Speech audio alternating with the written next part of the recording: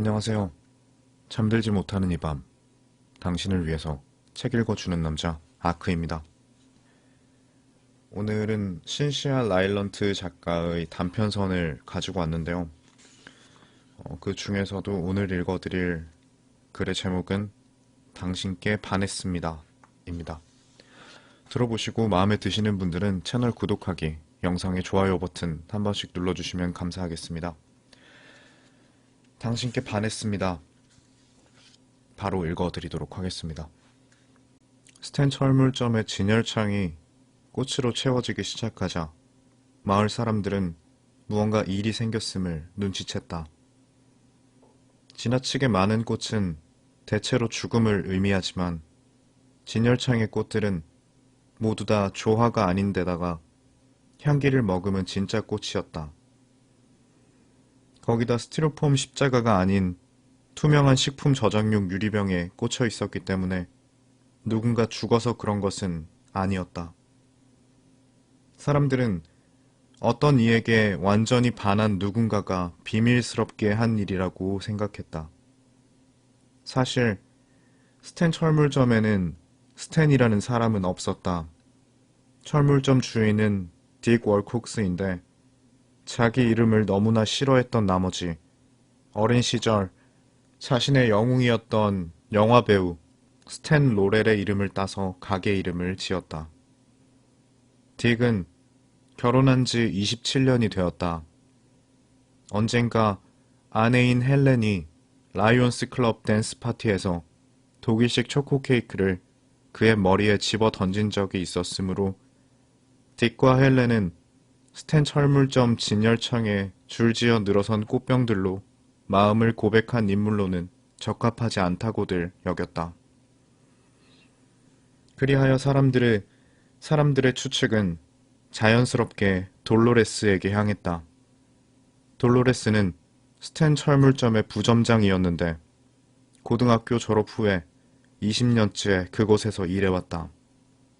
마치 엄마가 자기 아이를 아는 것처럼 돌로레스는 스탠 철물점을 속속들이 잘 알고 있었다. 가격이나 건식 벽체 혼합제의 새로운 상표 같은 것들을 익히느라 애먹던 딕은 아예 점포 운영을 돌로레스에게 맡기고 자신은 뒤에서 해야 하는 일들을 했다.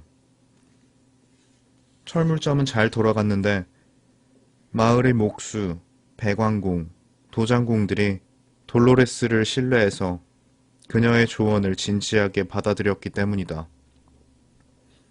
그들은 또한 돌로레스의 문신도 좋아했다. 돌로레스는 마을에서 문신을 한 유일한 여자였다. 돌로레스가 민소매 옷을 입은 날에는 누구든 그녀의 탄력 있는 구릿빛 피부에 새겨진 문신을 볼 수 있었다. 달을 보고 짖어라 라는 글귀에 울부짖는 코요테 그림이었다. 문신을 한 초기에는 틀림없이 진회색이었을 테지만 색이 옅어져서 돌로레스가 철물점 세 번째 통로에 비축해둔 회반죽 같은 연회색이었다. 돌로레스에게 그 문신에 얽힌 사연을 들은 사람은 아무도 없었다. 철물점에 오는 어떤 남자들은 자신의 문신을 보여주기를 좋아해서 일부러 소매를 걷거나 셔츠를 올려 흰머리 독수리, 방울뱀, 남부연합의 깃발 문신을 보여주며 돌로레스에게서 코요테 문신의 내력을 은근슬쩍 해내려 했다. 그들은 하나같이 다들 군복무 시절 주말 휴가를 나갔다가 술에 취해서 젊은 군인의 넘치는 혈기로 문신을 새겼었다. 하지만 돌로레스는 군복무를 했던 적도 주말 휴가를 나간 적도 결코 없었으며 인근에는 문신 가게도 하나도 없었다. 정신이 말짱한 여자가 고운 피부에 울부짖는 코요테를 어디에서 도대체 왜 새겼는지 그들은 짐작조차 할 수 없었다. 하지만 돌로레스는 그들에게 절대 말을 해주지 않았다. 스탠 철물점 앞의 유리창의 꽃들이 돌로레스와 관련이 있다는 추측은 전혀 말이 안 되는 것 같았다.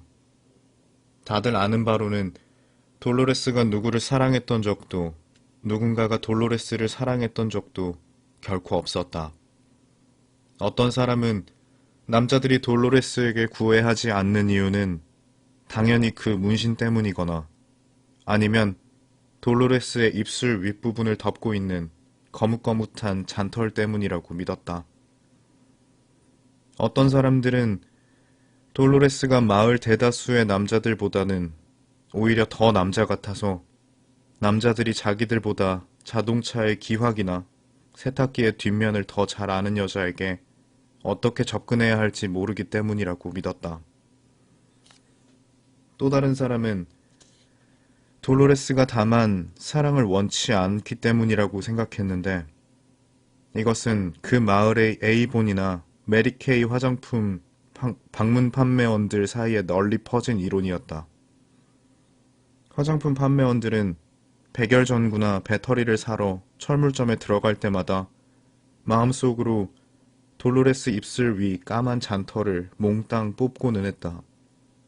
그러고는 돌로레스의 기름기가 낀 머리를 깨끗이 감겨 머리를 금사하게 자르고는 편안하면서도 멋스러운 리즈 클레이본 치마에 단정한 실크 혼방 블라우스를 입히고 마지막으로 피부 결점을 감춰주는 베이지색 파운데이션과 연한 복숭아색 립스틱과 멋진 회색 아이라이너로 화장까지 해서 부두 노동자 같은 거무튀튀한 외모를 부드러워 보이게 만들고는 했다.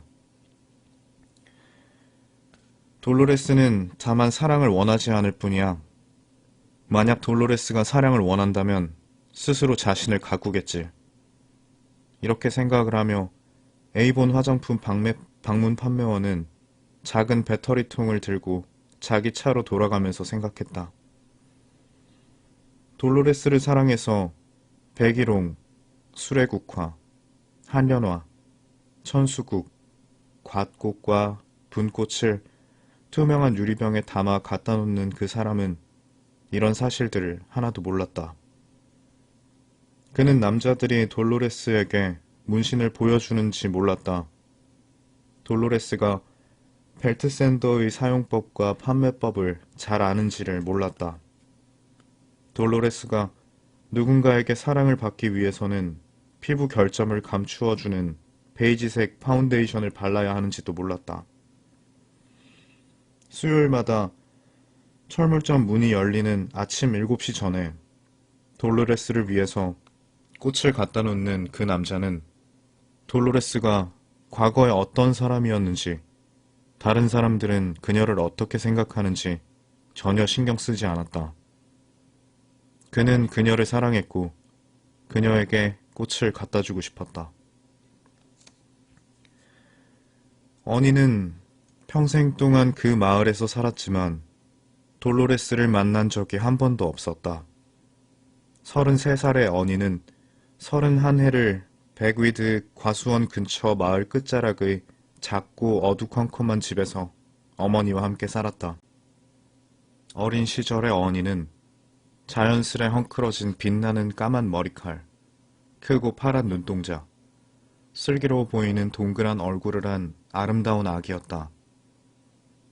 그러나 아이의 정신이 겉모습과 똑같이 완벽하게 발달하지 않는다는 사실이 시간이 지날수록 점점 분명해졌다. 어니는 6살이 될 때까지 문장으로 말할 수 없었다. 8살이 될 때까지도 접시에 사과가 몇 개 있는지를 세지 못했다. 겨우 10살이 되어서야 아주 간단한 노래를 부를 수가 있었다. 12살이 돼서야 농담이 무엇인지를 이해했다. 그리고 20살 때 텔레비전에서 무언가를 보고 놀라서 울음을 터뜨렸다. 어니의 어머니는 어니를 데리고 항상 집에만 있었는데 그러는 편이 한결 수월했기 때문이었다. 그래서 어니는 자기 집을 제외하고는 세상에 대해서 아무것도 알지 못했다. 어니는 텔레비전 수상기에서 나오는 불빛으로 조명을 밝힌 작고 어두운 방에서 늘 어머니와 단둘이 지냈다. 바닥은 어니의 오레오 쿠키와 너터버터 봉지들로 어질러져 있었고 소파에는 야구 카드가 마구 흩어져 있었다. 의자 팔걸이에는 아무 때나 원할 때 바로 껴입을 수 있도록 어니의 두툼한 겨울 외투가 아무렇게나 걸쳐져 있었으며 부엌 식탁 한가운데에는 버피 종묘 회사의 씨앗 봉투들이 들어있는 상자가 놓여 있었다. 그 씨앗 봉투들을 어니는 소중히 여겼다. 그 씨앗들은 어니의 집에 잘못 배달되어 왔다. 어느 날 갈색 제복의 여자가 갈색 트럭을 세우더니 어니의 집 앞 현관으로 성큼성큼 걸어와서는 상자 하나를 내려놓고 차의 경적을 2번 울리고는 다시 차를 몰고 떠나버렸다. 커튼 사이로 여자를 지켜보던 어니는 여자가 가고 나자 과감히 현관으로 나가서 조심스럽게 상자를 집어들었다. 어니가 상자를 집 안으로 들고 들어오자 어니의 어머니가 상자를 확인했다. 그 상자에는 그들의 이름이 적혀 있지 않았지만 갈색 트럭은 이미 가버렸기 때문에 상자 안에 든 것이 무엇이든 그들 차지였다.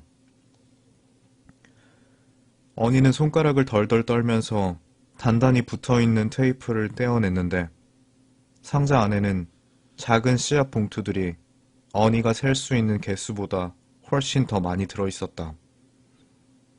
어니는 씨앗 봉투를 하나하나 꺼내 봉투의 아름다운 꽃사진을 유심히 살펴보았다. 그의 어머니는 별 관심을 보이지 않고 다시 텔레비전 앞으로 돌아갔지만 어니는 부엌 식탁에 앉아서 매끄러운 봉투에 손가락을 올리고는 고운색의 백일홍, 수레국화, 한련화, 천수국, 곽꽃, 분꽃 사진들을 어루만졌다. 2달 뒤 어니의 어머니가 세상을 떠났다. 어니의 어머니가 길가의 우체통 옆에서 죽어있는 것을 이웃이 발견했다. 법원에서 사람들이 나와 어니가 다시는 보지 못하게 될 집에서 어니를 데리고 나올 때 어니는 식탁 위에 있던 씨앗 봉투 상자를 가지고 나왔다. 1부의 내용은 여기까지고요. 뒷내용은 2부로 이어지겠습니다.